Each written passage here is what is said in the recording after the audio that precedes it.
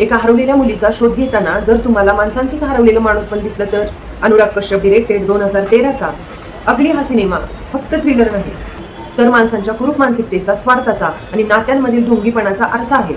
कथेच्या केंद्रस्थानी आहे काली नावाची एक छोटी मुलगी. ती अचानक गायब होते.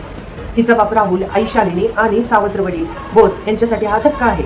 पण जसजसा तपास पुढे जातो तसतसे लक्षात येते मुलीला शोधण्यापेक्षा प्रत्येक जण स्वतःचा स्वार्थ जपण्यात जास्त गुंतलेला आहे. राहुलला मुलीची काळजी आहे पण तो स्वतःच्या अपयशांमध्ये अडकलेला आहे. बोस हा पोलीस अधिकारी असूनही सत्तेचा गैरवापर करतो तर आई शालिनी ही स्वतःच्या भावनिक तुरुंगात अडकलेली आहे. पोलीस यंत्रणा ही भ्रष्टाचार, अहंकार आणि सुडाने भरलेली आहे.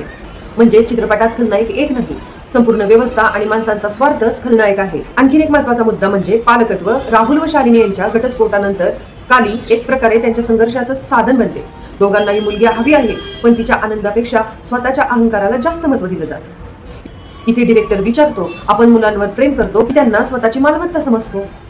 चित्रपट पोलीस यंत्रणेतील अनेक दोष दाखवतो, जसे की सत्तेचा गैरवापर, भ्रष्टाचार, वैयक्तिक वैर आणि निष्काळजी तपास. मुंबई हे चित्रपटात फक्त लोकेशन म्हणून नाही तर ते एक थंड, भावनाहीन आणि गोंधळलेलं शहर आहे.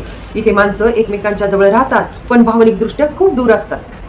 अगलीचा शेवट आपल्याला हादरवून सोडतो, कारण चित्रपट आपल्याला सांगतो की प्रत्येक गोष्टीचा शेवट हा सुखद नसतो. कधी कधी माणसांचा अहंकार आणि स्वार्थ इतका मोठा होतो की त्याची किंमत निरपराध लोकांना मोजावी लागते.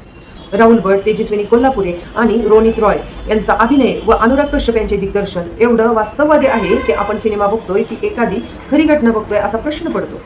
चित्रपट दाखवतो की माणसांमधला स्वार्थ, अहंकार, सूड आणि भावनिक रिकामेपणा किती भयानक असू शकतो. चित्रपट संपतो पण आपल्या मनात अनेक प्रश्न सुरू करून जातो.